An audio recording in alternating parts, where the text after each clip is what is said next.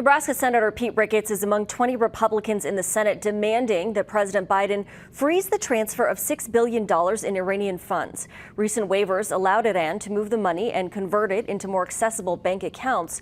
The senators wrote, quote, "To stand by and allow Iran access to these funds as Hamas infiltrates Israel and murders, rapes, and mutilates countless Israelis is unconscionable," end quote.